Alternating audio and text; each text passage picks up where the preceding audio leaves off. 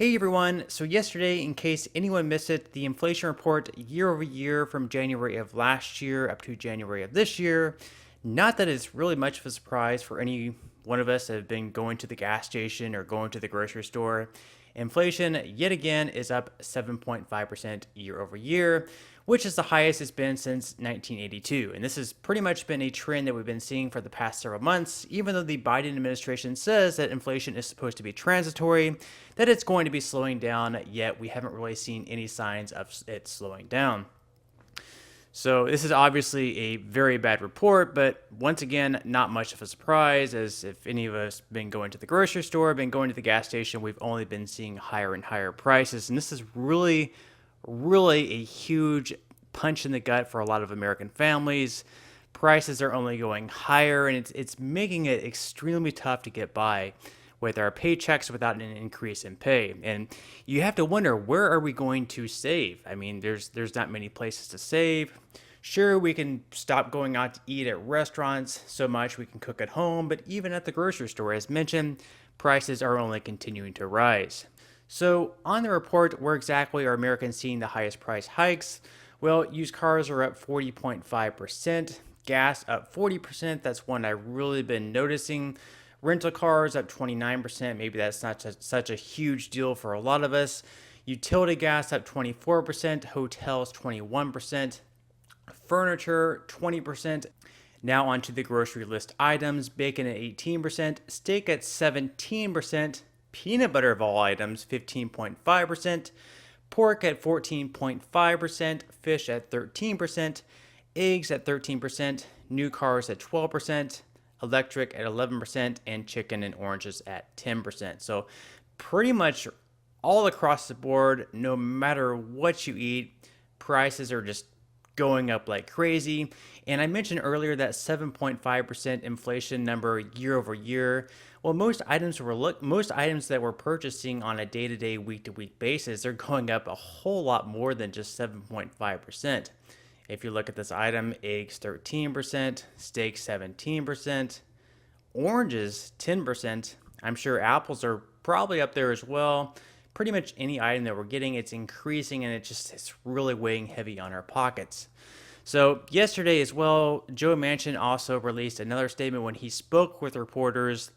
And in case anyone was wondering if Joe Manchin was going to change his tone on passing these huge packages that Democrats want to pass, such as Build Back Better, well, I really can't see it happening. He's realizing, he's been saying for months now that inflation is a really huge deal, and he's not wanting to pass these multi-trillion dollar packages that Democrats are pushing through. So here is Joe Manchin saying that our economy is on fire, and he's pretty much sounding the alarm once again, and I don't think he's going to be into passing these huge multi-trillion dollar packages. Take a listen. Reaction on those inflation numbers? It's time for this government and all of us to be serious about the economic situation that we're facing, the financial conditions that we have in our country, and the responsibility that we have as lawmakers. This inflation is real. It's harming people. It's 7.5%. That's a tax, and it continues to increase. It's not decreasing. So the feds have to step up to the plate and do something. The administration has to do. We all have to work together right now to get our financial house in order. If not, it's going to be absolutely horrible what it's going to do to the American economy.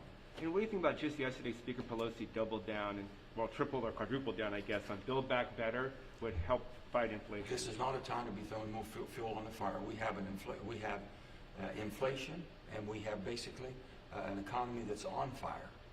You don't throw more fuel on a fire that's already on fire, causing the problems that we have. So we've got to get our house in order. And it's all about the economy, it's about the inflation that we're dealing with, and it's about how do you restrain yourself from continuing to throw more fuel to the fire. Senator, on today's hearing, there's some concern that we're going to get more reliant on raw minerals that this country may not have the more we go toward green, like electric vehicles. Well, let me just tell you this. I've been very much concerned about that, and I have said I am not going to vote with my vote. I'm not going to vote to put our country in a situation where we're going to be dependent on foreign supply chains for the fuel that we need and how we run our economy. I'm just not going to do it. And you can't throw caution to the wind. We're the greatest nation on earth. We should be able to be energy independent and take care of ourselves.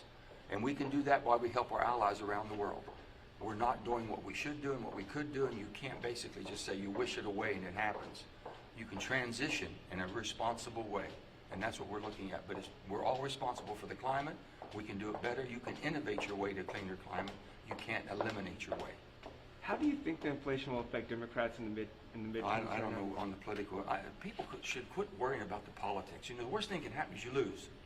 Do the right thing for the American people. Be an American. Don't worry about being a Democrat or Republican. Be an American. Do our jobs that we swore an oath to. That's it. Can I ask you a bit about there's a bunch of mask changes with the Democrats and blue states? I got you. Right, thanks. And of course, at the same time, Republicans are taking this time as well to really tear into Democrats over the past several months, passing these packages, pushing more into spending, and basically putting the entire blame on the Biden administration for this extra inflation. Of course, Democrats will say that it's supply chain issues, while Republicans are saying that it's actually the trillions of dollars in spending that's the main reason for inflation. So let me know in the comment section what you think. Do you believe that we should continue spending trillions of dollars on these packages? Do you believe that Build Back Better will make inflation a little bit easier, as Democrats say it will? Or do you believe that we need to get it under control to try to get these prices under control? Because sure, we can pass all this excess spending to make maybe childcare more affordable, but at the same time, if it's going to cause prices in other areas to increase, where are we really saving? Because if we're paying less maybe on prescription drugs, if we're paying less on childcare, but then we're paying higher in other areas, you know, it doesn't really make a whole lot of sense. So here's the Senate Minority Leader Mitch McConnell doing his best to really shred into the Democrats for the disastrous inflation data report that we saw yesterday.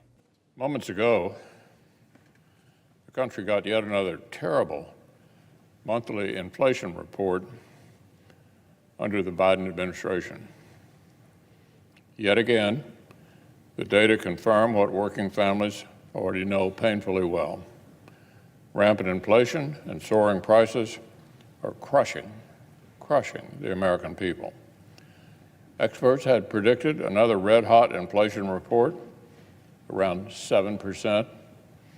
Even that alone would have meant we were still trapped inside the worst inflation in 40 years. But reality turned out to be even worse than that. Turns out inflation this past year hasn't been 7%,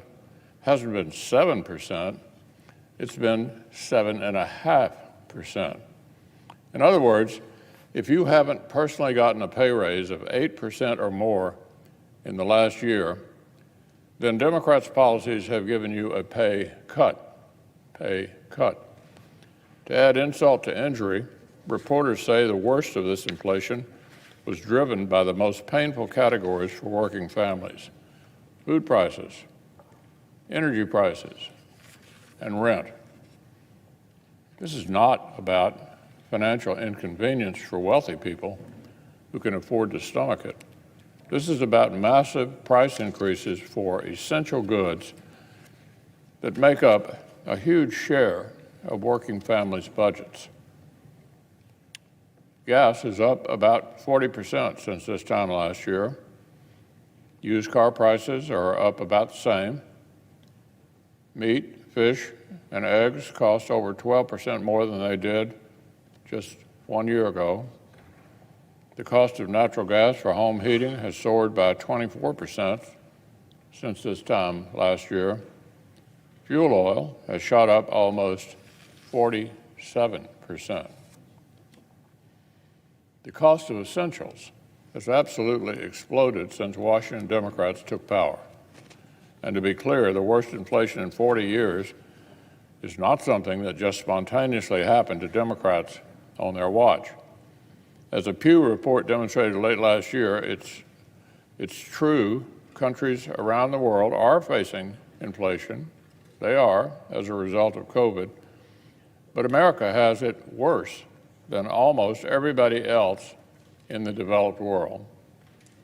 This is a direct result of liberal policy choices. Here's how Jason Furman, President Obama's CEA chairman, explained it recently. So I'll quote from the New York Times. The United States has had much more inflation than almost any other advanced economy in the world, said Jason Furman, an economist at Harvard and former Obama administration economic advisor. who used comparable methodologies to look across areas and concluded that U.S. price increases have been consistently faster. The difference, he said, comes because the United States stimulus is in a category of its own. Obviously, he's referring to the $2 trillion so-called rescue package last year. The severity of this inflation was directly fueled by the reckless far-left spending spree that every single Democrat in this chamber voted to ram through at President Biden's behest last year. Even the most prominent liberal economists knew this would happen and tried to warn the Democrats. A year ago, Larry Summers warned that Democrats' binge could set off, quote, inflationary pressures of a kind we have not seen in a generation. But Democrats ignored their own experts. They plowed ahead, using the pandemic as a pretext to dump $2 trillion into left-wing policies that were overwhelmingly unrelated to the healthcare fight against the virus. And we see the results all around us.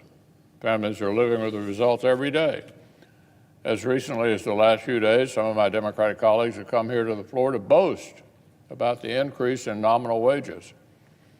They want a round of applause because the numbers on many America's paychecks have gone up.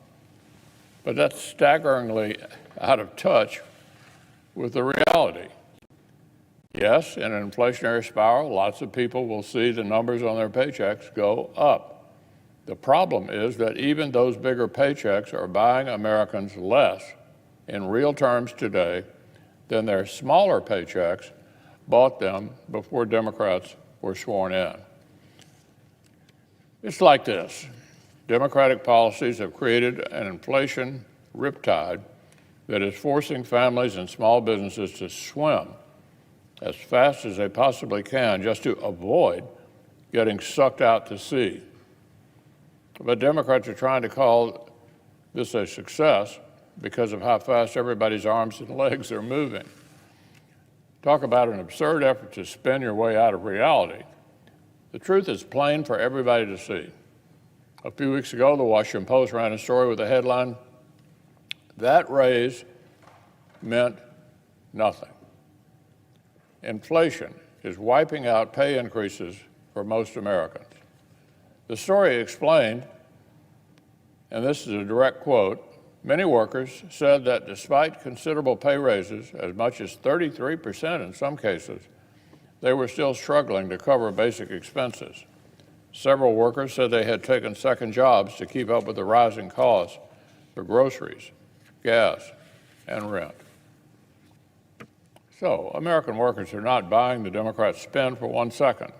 1 year after President Biden took office, with massive economic tailwinds at his back, with an economy that was primed for a roaring comeback, 75% of Americans say our economy is doing badly.